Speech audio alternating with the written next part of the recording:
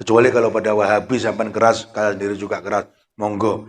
Karena musuh kita terberat hari ini diantaranya adalah Wahabi, faham-faham radikal, faham-faham yang melenceng dari aliran ahli sunnah wal jamaah Nahdliyah, faham-faham yang tidak mengikuti warisan para leluhur kita ulama-ulama NU. Ini yang harus kita perangi hari ini.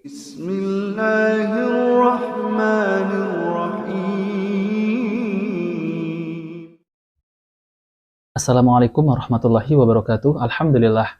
Wassalatu wassalamu ala rasulillah. Allahumma sholli ala Muhammad wa ala ali Muhammad. Alhamdulillah kita bertemu kembali di channel Cahaya Hidayah. Nah teman-teman semuanya, jadi di video kali ini saya akan bereaksi kembali. Ada satu ustadz ataupun kiai yang mengatakan bahwa musuh kita adalah Wahabi. Na'udzubillah ya teman-teman semuanya.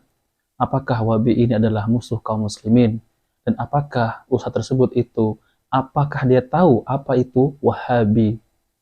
Nah teman-teman semuanya, kita langsung aja kita simak video tersebut. Kecuali kalau pada Wahabi sampai keras, kalian sendiri juga keras, monggo. Karena musuh kita terberat hari ini diantaranya adalah Wahabi, faham-faham radikal, faham-faham yang melenceng dari aliran ahli sunnah wal jamaah Nahdliyah, faham-faham yang tidak mengikuti warisan para leluhur kita ulama-ulama NU. Ini yang harus kita perangi hari ini, bukan memerangi orangnya, tapi memerangi fahamnya yang mengajak kita untuk pecah belah, yang seakan-akan memprovokasi kita untuk benci dengan NKRI, yang mengatakan bahwa Indonesia negara tauhid, pejabatnya tauhid, presidennya tauhid, polisinya tauhid. Tauhid itu iblis, setan, semuanya menjadi tauhid. Dan pada puncaknya nanti mereka akan mengatakan bahwa kiai-kiai NU yang tukang tahlilan selamatan itu juga ahli bid'ah wal masya Allah wasyir, ahli bid'ah, dikatakan musyrik, katakan kafir, dan pada akhirnya puncaknya tidak sama dengan mereka, halal untuk diminum darahnya. Nah, kemudian potongannya pejabat, tadi koruptor sisan, balah mati bajul ning ndi ngono kabeh. Ngene betul. Nah teman-teman semuanya, kita sudah mendengarkan sendiri ya bahwa ustadz ataupun kiai tersebut telah menyebarkan berita kebohongan yang mengatakan bahwa Wahabi itu adalah suka haus minum darah kaum muslimin. Itu tidak benar ya. Ya dalam arti itu suka membunuh, itu tidak benar ya teman-teman ya. Bahkan mengkafirkan yaitu orang Nahdliyin itu tidak benar. Jadi Salafi yang dituduh Wahabi itu ya tidak pernah mengkafirkan kaum muslimin. Yang ada mereka ini menjelaskan tentang amalan, apakah amalan ini sesuai sunnah Nabi Shallallahu Alaihi Wasallam dan apakah amalan ini ada tuntunannya. Jadi teman-teman semuanya, ajaran yang didakwahkan oleh Salafi ini tidak pernah mengkafirkan kaum muslimin. Jadi ajaran Salafi ini adalah sesuai Al-Quran dan As-Sunnah, sesuai pemahaman para sahabat, tidak berfanatik salah satu imam. Nah teman-teman semuanya, jadi apakah benar Salafi ini mengkafirkan kaum muslimin dan haus darah kaum muslimin? Kemudian Salafi ini mengkafirkan para kiai dan itu tidak benar teman-teman ya. Dan itu adalah semua tuduhan. Jadi kita akan tampilkan jelasan dari Ustadz Yazid bin Abdul Qadir Jawas hafidhahu ta'ala, yaitu tentang Wahabi. Apakah benar Salafi ini adalah Wahabi? Nah, oke, mari kita simak videonya. Nih, perhatikan ini. Ini untuk para dai, para ustadz yang nuduh bahwa Wahabi, Salafi itu teroris, membunuh banyak kaum muslimin. Ini benar atau tidak ini? Ini tuduhan, menyakiti kaum muslimin, tuduhan-tuduhan ini.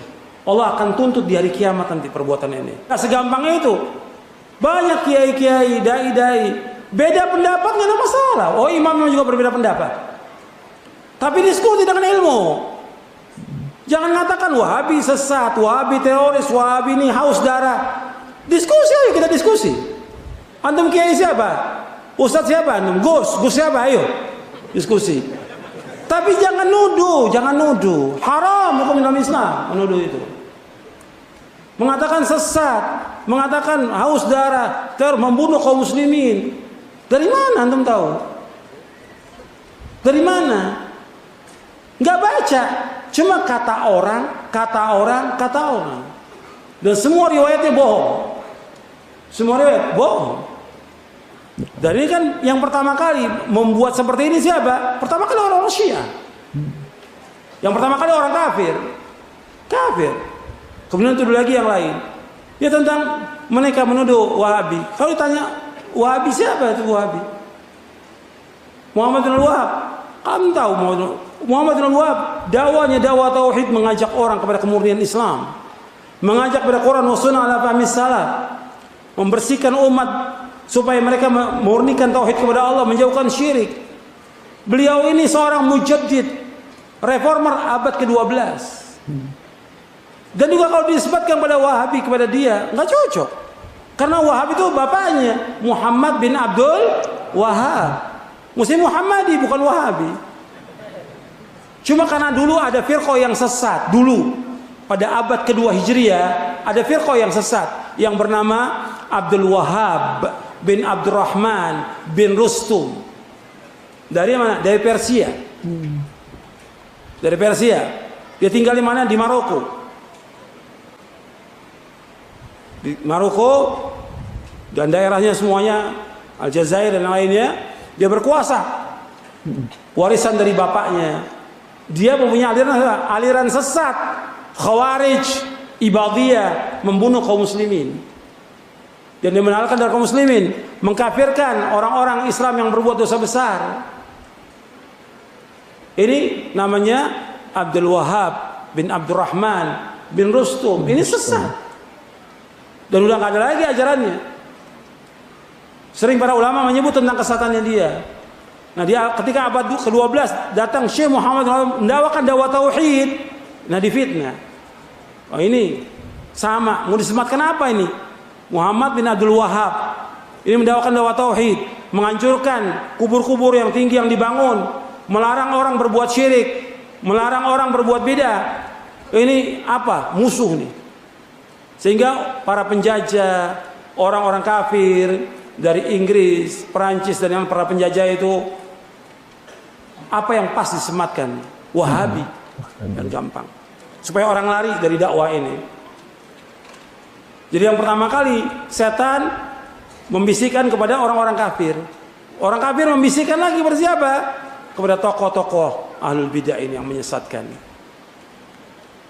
Apa? Pokoknya yang gampang, kalau ada orang yang mengajak orang kepada tauhid, melarang orang berbuat syirik, oh Wahabi.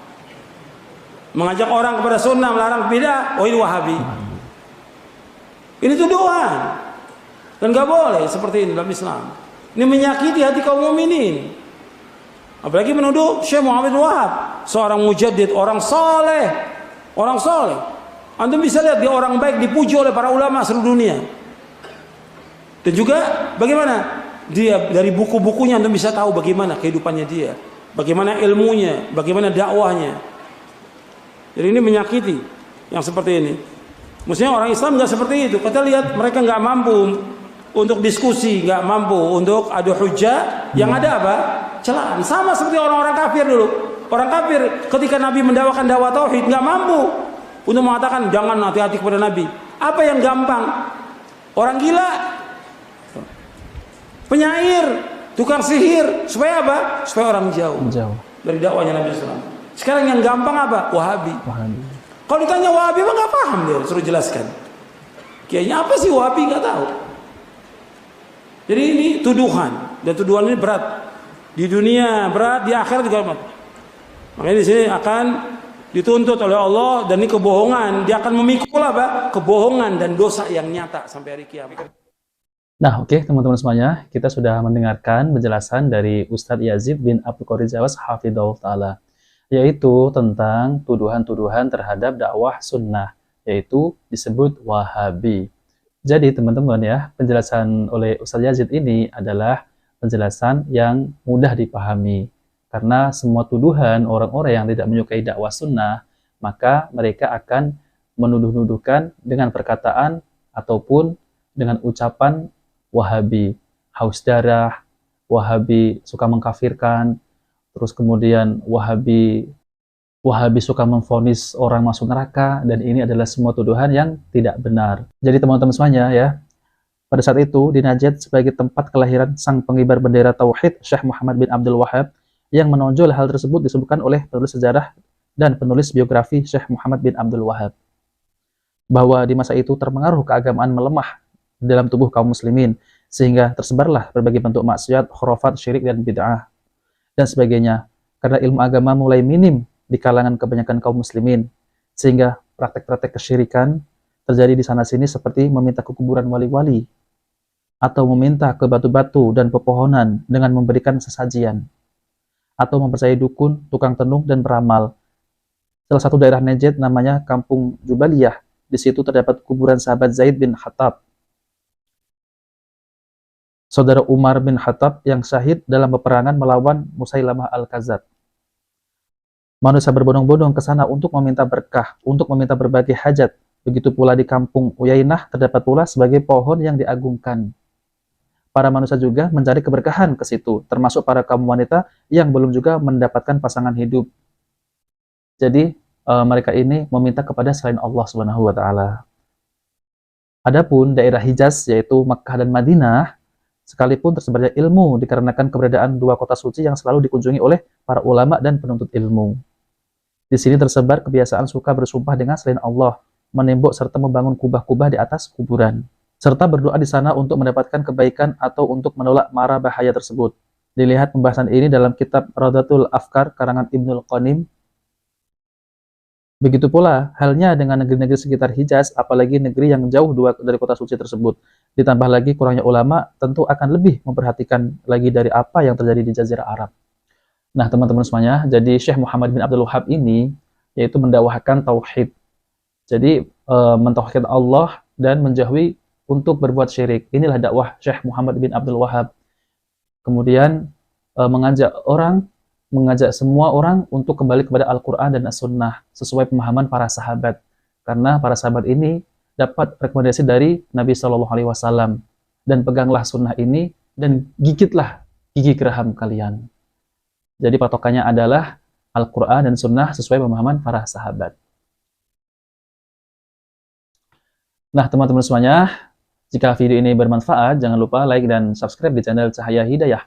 Wabillahi taufiq wal hidayah. Wassalamualaikum warahmatullahi wabarakatuh.